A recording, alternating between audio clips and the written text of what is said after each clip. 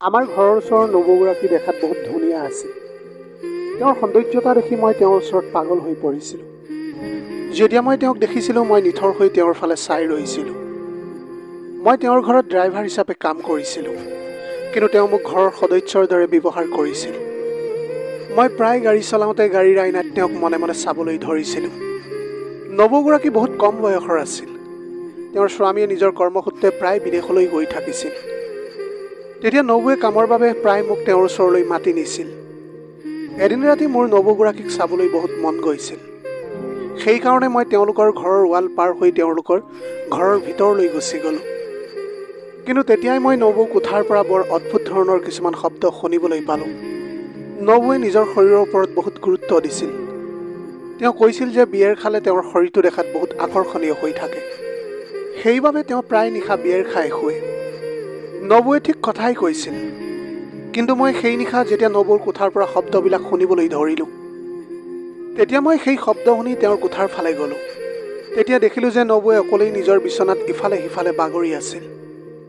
সেই সময়ত মই নিজকে ৰখাবলৈ নোৱাৰিলোঁ, আৰু মোৰ নবৌৰ চিন্তা হ'বলৈ ধৰিলে যে তেওঁৰ জ্বৰ উঠিছে নেকি বাৰু। যেতিয়াই মই তেওঁক সেয়া সুধিবলৈ তেওঁৰ ফালে আগবাঢ়ি গ'লোঁ, তেতিয়া নবৌৱে ক'বলৈ ধৰিলে যে মই মোৰ স্বামীৰ অভাৱ বৰকৈ অনুভৱ কৰিবলৈ ধৰিছোঁ।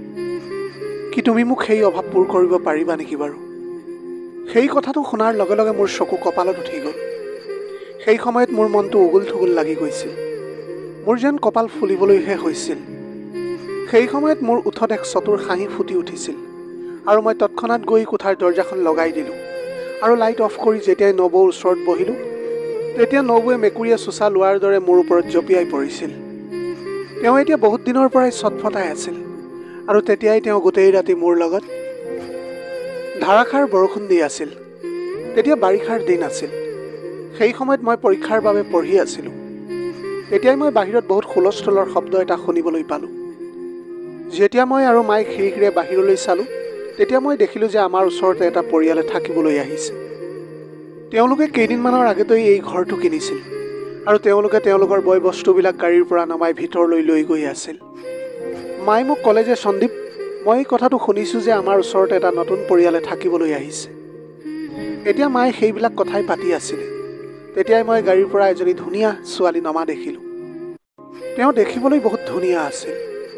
তেতিয়া মই মাক সুধিলোঁ যে মা, এই ছোৱালীজনী কোন? কি তাইৰ দেউতাকে সেই ঘৰটো কিনিছে নেকি? তেতিয়া মায়ে ক'লে যে নাই, তেওঁ ছোৱালী নহয়, তেওঁ কাৰোবাৰ পত্নীহে। আজিকালি ছোৱালীবিলাকে নিজকে বহুত আধুনিকতা সজাই ৰাখিবলৈ বিচাৰে। সেইদিন গ'ল যি দিনত মহিলাই শিৰত সেন্দুৰ লয় আৰু ডিঙিত মংগলসূত্ৰ পিন্ধিছিল। মাৰ কথা শুনি এতিয়া মই বুজিব পাৰিছিলোঁ। কিন্তু সেই মহিলাজনী মোৰ বহুতেই ধুনীয়া লাগিছিল। মই তাতেই বেলকনিত থিয় হৈ তেওঁলোকক চাই আছিলোঁ। তাৰপিছত মই মোৰ কোঠালৈ গুচি আহিলোঁ। সেই সময়ত মোৰ বয়স আছিল 20 বছৰ, আৰু মই দেখাত ডাঙৰ দীঘল সুঠাম এটা ডেকা আছিলোঁ। মোৰ ঘৰৰ মানুহে মোৰ নাম সন্দীপ ৰাখিছিল। মোৰ ঘৰত মোৰ মা আৰু দুজনী সৰু ভনী আছিল। মোৰ দেউতাৰ বহু বছৰ আগতেই মৃত্যু হৈছিল। মোৰ মায়ে বহুত কষ্টৰে আমাক ডাঙৰ দীঘল কৰিছিল। আমি পৰিয়ালটো বহুতেই দুখীয়া আছিলোঁ। মোৰ মায়ে প্ৰায় লোকৰ ঘৰত কাম কৰিবলৈ ধৰিছিল, আৰু বাকী সময়ছোৱাত লোকৰ কাপোৰ চিলাই কৰিছিল। আমাৰ ঘৰটো বহুতেই পুৰণি আছিল। সেই ঘৰটোত মাত্ৰ 3টা কোঠা আছিল, আৰু ঘৰটো আমাৰ ককাৰ দিনৰে আছিল। যিমানেই আমি ডাঙৰ হ'বলৈ ধৰিলোঁ, আমাৰ অভাৱ আৰু বেছি বাঢ়িবলৈ ধৰিছিল, আৰু ইফালে মোৰ মাও দুৰ্বল হৈ যাবলৈ ধৰিছিল। তেওঁ এতিয়া দিনে ৰাতিয়ে বহুত কষ্ট কৰিবলৈ ধৰিছিল, কিন্তু নিজৰ খোৱা বোৱাৰ ওপৰত অলপো গুৰুত্ব দিয়া নাছিল।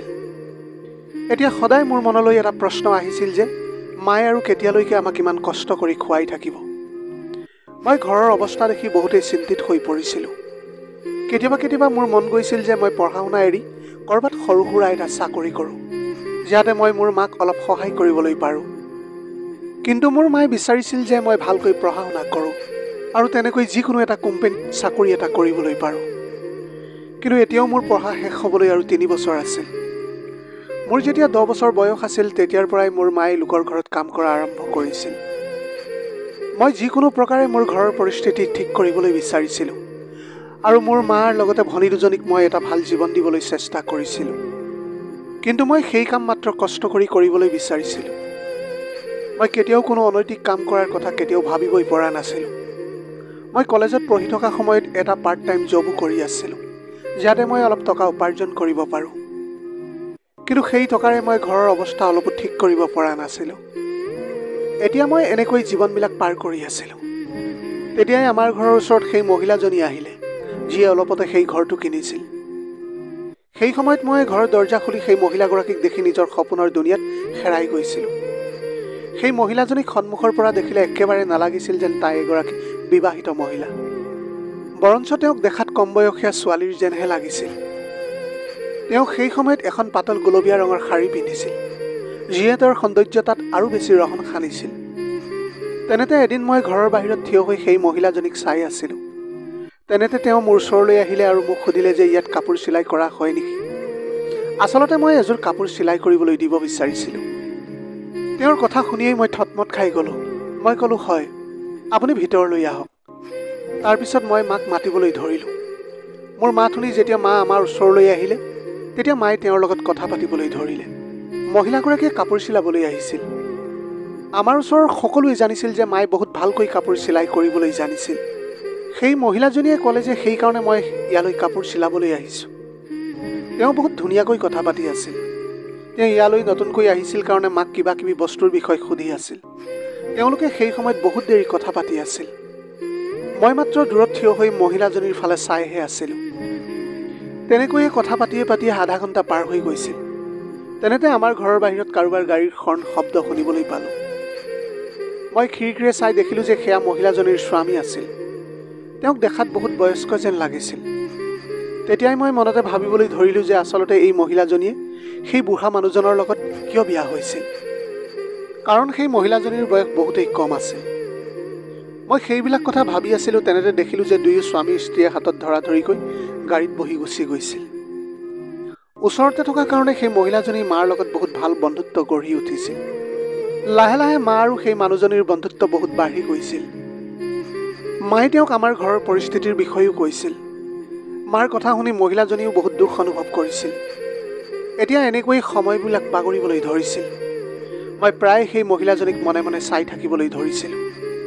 ওচৰ পাজৰৰ বহু ল'ৰাইও তেওঁক চাই নিজৰ মন সন্তুষ্ট কৰিছিল। সেই কথা মই বহুত ভালকৈয়ে জানিছিলোঁ। এতিয়া কিন্তু কেইদিনমানৰ পিছতে তেওঁৰ স্বামী বিদেশলৈ গুচি গৈছিল। সেই কথাটো তেওঁ মাক কৈছিল। তেতিয়া সেই কথা শুনি মোৰ মুখত এটা সুখৰ হাঁহি বিৰিঙি উঠিছিল। তেওঁ কৈছিল যে তেওঁৰ স্বামীয়ে তেওঁৰ কামৰ বাবে প্ৰায় বিদেশত থাকে, কেতিয়াবাহে ভাৰতলৈ আহে। সেয়ে তেওঁ অকলে ঘৰতে থাকে, আমনি পায়। সেইকাৰণে তেওঁ আমাৰ ঘৰলৈ অহা যোৱা কৰি থাকে। মোৰ দুয়োজনী ভনীয়ে মহিলাগৰাকীৰ লগত বহুত হাঁহি ধেমালি কৰি থাকিছিল। এদিন তেওঁ আমাৰ ঘৰলৈ আহিছিল। তেতিয়া তেওঁ ফোনতে কাৰোবাৰ লগত বহুত খঙত কথা পাতি আছিল। মায়ে যেতিয়া তেওঁক সেই খঙৰ কাৰণ সুধিলে, তেতিয়া তেওঁ ক'লে যে তেওঁৰ স্বামী বিদেশত থাকিলে তেওঁৰ ইয়াতে ক'ৰবালৈ অহা যোৱা কৰিবলৈ বহুত অসুবিধাৰ সৃষ্টি হয়, কাৰণ তেওঁ গাড়ী চলাবলৈ একেবাৰে নাজানে। সেইকাৰণে তেওঁ এজন ড্ৰাইভাৰ বিচাৰি আছে। কিন্তু তেওঁ ক'তো এজন ড্ৰাইভাৰ বিচাৰি পোৱা নাই, যিয়ে আহে এদিন দুদিন কাম কৰি গুচি যায়। মায়ে তেওঁক আশ্বাস দিলে, তুমি চিন্তা নকৰিবা, সোনকালেই তুমি কোনোবা নহয় কোনোবা এজন ভাল ড্ৰাইভাৰ পাই যাবা। সেই সময়তে তেওঁলোকৰ কথাবিলাক শুনি মই ঘৰৰ পৰা কলেজলৈ বুলি যাবলৈ ধৰিছিলোঁ। তেতিয়া সেই মহিলাজনীয়ে মোক দেখি মাক ক'লে, আৰে বাইদেউ, আপুনি দেখোন এটা কাম কৰিব পাৰে, আপোনাৰ ল'ৰাটোক আপুনি ড্ৰাইভিং শিকাবলৈ পাৰে। তেতিয়া সি মোৰ তাত কাম কৰিব পাৰিব আৰু দুপইচা উপাৰ্জনো কৰিব পাৰিব। সেই কথা শুনাৰ লগে লগে মায়ে কৈ উঠিছিল, নাই, তাৰ যেতিয়ালৈকে পঢ়া শুনা শেষ নহয় তেতিয়ালৈকে মই তাক এইবিলাক কাম কৰিবলৈ নিদিওঁ। কিন্তু মোৰ সেই কথাটো একেবাৰে বেয়া লগা নাছিল। মহিলাজনীয়ে যোৱাৰ পিছত মই মাৰ লগত সেই বিষয়ে কথা পাতিলোঁ। মা, মইতো ঘৰৰ ওচৰতহে গাড়ী চলাব লাগিব, মইতো ক'তো দূৰলৈ যাব নালাগে, আৰু সেইবাবে নবৌগৰাকীও বহুত ভাল এগৰাকী নাৰী। আপুনি একেবাৰে চিন্তা নকৰিব, মই সদায় ৰাতিপুৱা ড্ৰাইভিং শিকিবলৈ যাম, আৰু যেতিয়া মোৰ লাইচেন্সখন ওলাব তেতিয়া মই তেওঁৰ ঘৰলৈ কাম কৰিবলৈ যাম। বহুত দেৰি বুজোৱাৰ পিছত মায়েও মোৰ কথাটো বুজি পালে। মায়ে ক'বলৈ ধৰিলে যে যদি তোমাৰ পঢ়াত কিবা প্ৰভাৱ পৰে তেতিয়া মই তোমাক কেতিয়াও কোনো কাম কৰিবলৈ নিদিওঁ। এই কথাটো ভালকৈ কিন্তু মনত ৰাখিবা তুমি। মই এনেই তোমাক ইমান কষ্টৰে পঢ়াই শুনাই থকা নাই। তাৰপিছত মই মাক আশ্বাস দিলোঁ যে তুমি একেবাৰে চিন্তা নকৰিবা। তেতিয়াৰে পৰা মই সদায় ৰাতিপুৱা সোনকালে উঠি গাড়ী শিকিবলৈ গৈছিলোঁ। লাহে লাহে মই সোনকালে গাড়ী চলাবলৈ শিকি গৈছিলোঁ, আৰু এতিয়া মোৰ লাইচেন্সখনো ওলাইছিল। এদিন মই নিজেই ওচৰৰে নবৌজনীৰ ঘৰলৈ গ'লোঁ আৰু মই ক'বলৈ ধৰিলোঁ যে মই আপোনাৰ ওচৰত গাড়ী চলাবলৈ বিচাৰোঁ। মোৰ কথা শুনাৰ লগে লগে তেওঁ ঘৰৰ সোফাখনত বহিবলৈ দিলে মোক আৰু মোক ক'লে যে মই তোমাৰ বাবে চৰ্বত বনাই লৈ আহোঁ। তাৰপিছত তেওঁ বৰ মৰমেৰে মোলৈ চৰ্বত বনাই লৈ আহিছিল। তাৰপিছত তেওঁ মোৰ কান্ধত হাত থৈ ক'বলৈ ধৰিলে, কোৱা তুমি মোক কি ক'বলৈ বিচাৰিছিলা? তেতিয়া মই তেওঁক সেই কথাটো ক'লোঁ। কিন্তু তেওঁ ক'বলৈ ধৰিলে, তোমাৰ মায়েতো সেইদিনা মানা কৰি দিছিল। মই ক'লোঁ যে মায়ে এতিয়া মান্তি হৈ গৈছে, আপুনি তেওঁৰ কথা একেবাৰে চিন্তা নকৰিব। তেওঁ মাত্ৰ মোক কৈছে যে মোৰ পঢ়া শুনাত যাতে একো অসুবিধাৰ সৃষ্টি নহয়। মোৰ কথা শুনাৰ লগে লগে নবৌগৰাকীয়ে হাঁহি মাৰি ক'বলৈ ধৰিলে, আৰে তাৰ বাবে তুমি একেবাৰে চিন্তা নকৰিবা। মই কেতিয়াবাহে ঘৰৰ পৰা বাহিৰলৈ যাওঁ। মোৰ ঘৰৰ সৰু সুৰা কাম থাকিলে তুমিয়েই কৰি দিবা।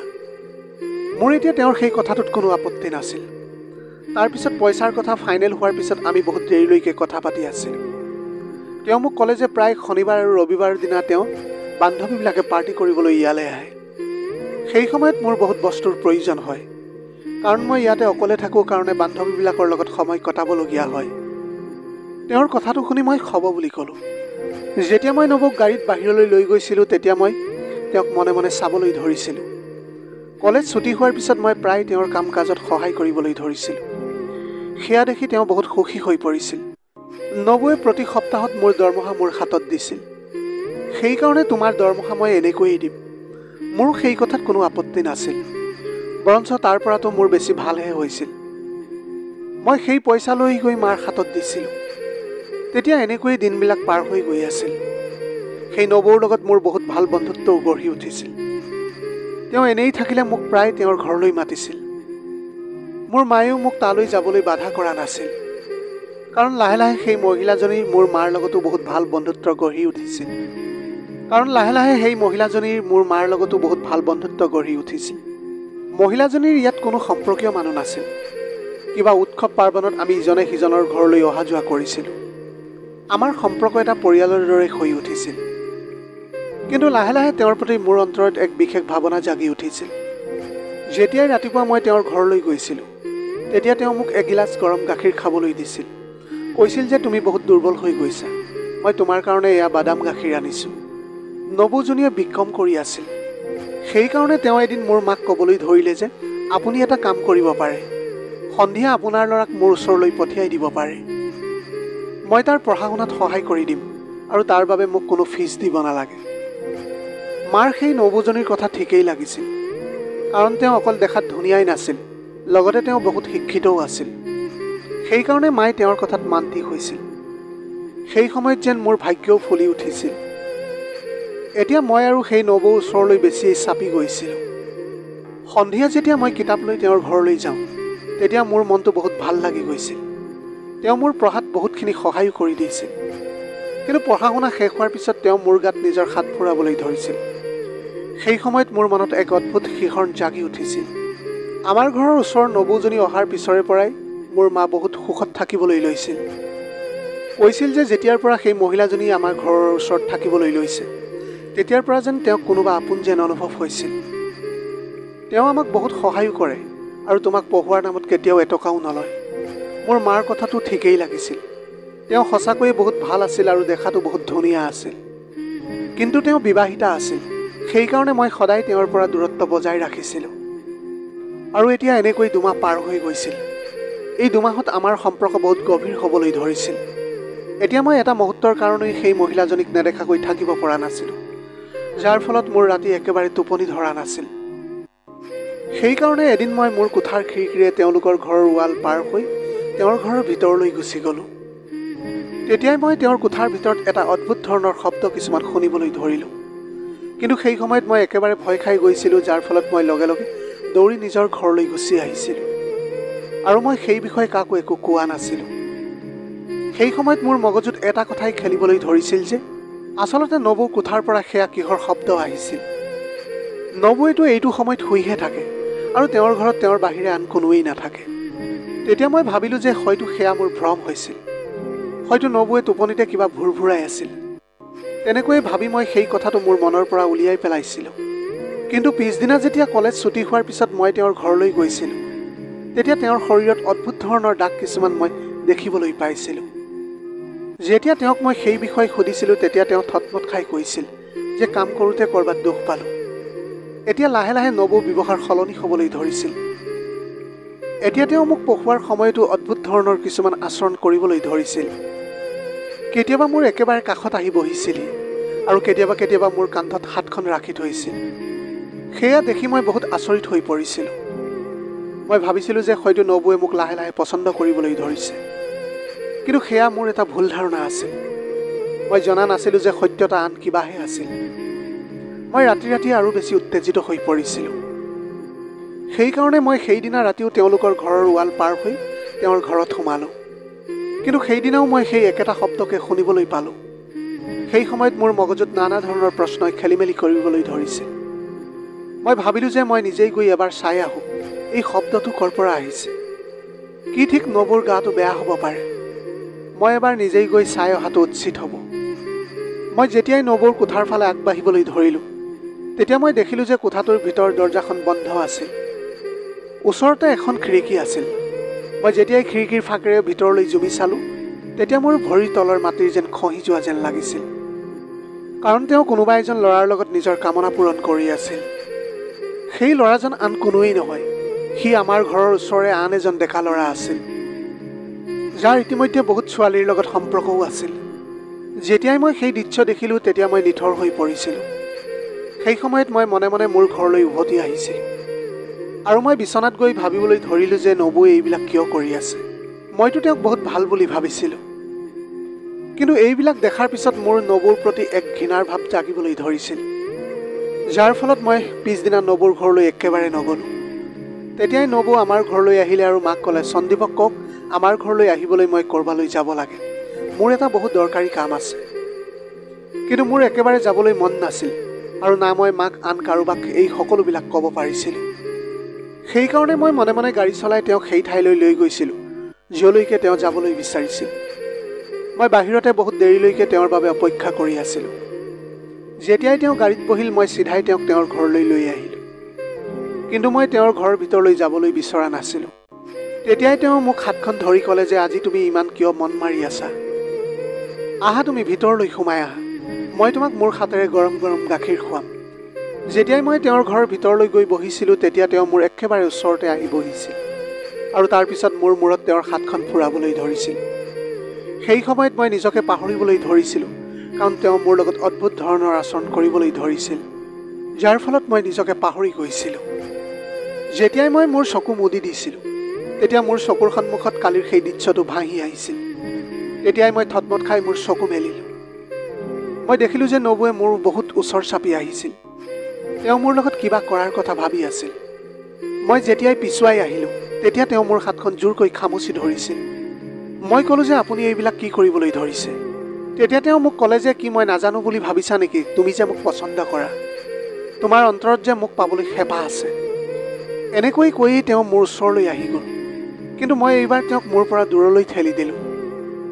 মই ক'লোঁ যে মই আপোনাক পচন্দ কৰিছিলোঁ, কিন্তু মই আজিলৈকে আপোনাৰ বিষয়ে একো বেয়া ভবা নাছিলোঁ।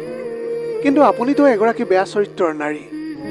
আপুনিতো সদায় ৰাতি ৰাতি নতুন নতুন ল'ৰাক নিজৰ ঘৰলৈ মাতি আনে আৰু তাৰ লগত সম্পৰ্কও কৰে। সেই কথা শুনাৰ লগে লগে নবৌৱে ক'লে যে সেইটোনো কি বেয়া কথা। যেতিয়া মোৰ স্বামীয়ে মোক এৰি বিদেশলৈ যায় মোৰ লগত তেওঁ একো মতলব নাৰাখে আৰু এই কথাটোক লৈ আমাৰ মাজত বহুবাৰ কাজিয়াও হৈছে। কিন্তু এগৰাকী নাৰীক অকল টকা পইচাই নালাগে, তেওঁক নিজৰ স্বামীৰ সংগৰ প্ৰয়োজন হয়। মই প্ৰেম কৰি বিয়া হৈছিলোঁ, কিন্তু মই জনা নাছিলোঁ যে বিয়াৰ পিছত সেই মৰম ইমান সোনকালে শেষ হৈ যাব। আজি তুমি মোক দেখি মোৰেই ভুল বুলি ভাবি আছা, কিন্তু এইটো ৰাস্তাত চলিবলৈ মোৰ স্বামীয়ে মোক বাধ্য কৰাইছিল। দিনটোত এবাৰো মোলৈ ফোন নকৰে, মোৰ এটা খবৰ নলয়, মাত্ৰ পইচাখিনি পঠিয়াই তেওঁৰ দায়িত্ব সামৰে। মই কেইদিনমানলৈকে এই ঘৰটোত অকলে অকলে কান্দি কান্দি থাকিছিলোঁ। কোনেও মোৰ দুখৰ কথা একো গমেই পোৱা নাছিল। মইতো তোমাৰ মাকো আজিলৈকে এই বিষয়ে একোৱেই কোৱা নাই।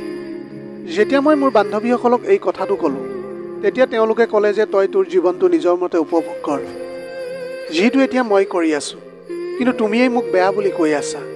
সেইটো কথা শুনি মোৰ ওচৰতো কোনো উত্তৰ নাছিল। মই ক'লোঁ যে কিন্তু মই আপোনাক বহুত ভাল বুলি ভাবিবলৈ ধৰিছিলোঁ। কিন্তু ৰাতি ৰাতি যেতিয়া মই আপোনাৰ ঘৰত সোমাইছিলোঁ তেতিয়া মই আপোনাৰ কোঠাৰ পৰা সেই শব্দবিলাক শুনি সত্যতাটো দেখিছিলোঁ। তেতিয়া মই বৰ আচৰিত হৈ পৰিছিলোঁ। আপুনি যিবিলাক কৰি আছে সেয়া একেবাৰে ভুল কৰি আছে, কাৰণ আপুনি এগৰাকী বিবাহিত মহিলা। আপুনি মাত্ৰ আপোনাৰ সমস্যাৰ কথা কৈছে। কি ঠিক আপোনাৰ স্বামীয়ে চাগে বিদেশত কিবা ডাঙৰ সমস্যাত ফচি আছে। তেওঁতো বহুত কষ্ট কৰি আপোনালৈ টকা পঠিয়াই আছে।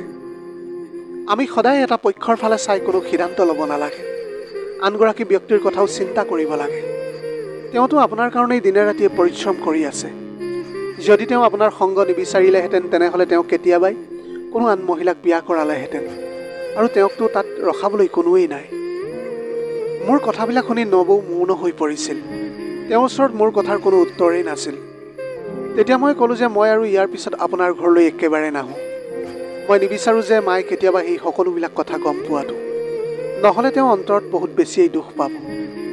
আমাৰ বাবে এইটোৱে ভাল হ'ব যে আমি ইজনে সিজনৰ পৰা দূৰত থকাটো। এই বুলি কৈ মই তাৰ পৰা গুচি আহিলোঁ।